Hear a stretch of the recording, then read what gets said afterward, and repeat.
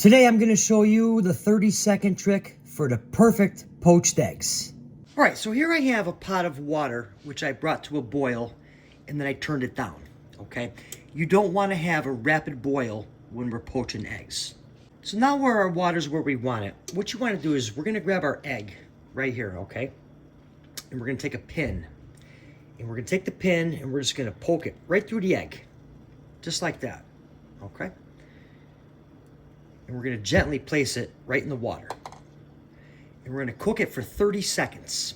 What that's going to do is it's going to cause the inside to get a nice little barrier. 30 seconds.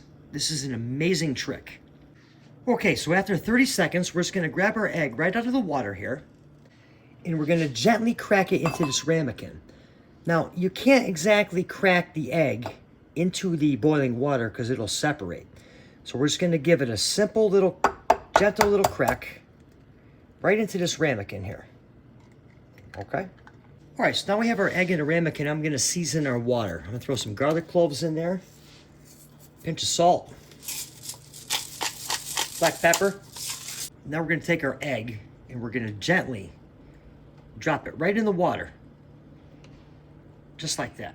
And we're going to let that cook for about 3 to 4 minutes, nice and low. Okay, so after about 3 to 4 minutes, we're going to gently pull our egg right out.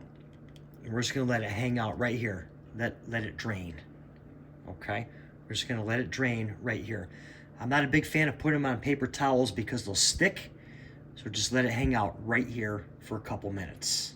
All right, so our egg's hanging out. I got a piece of toast here. I toasted up with some butter.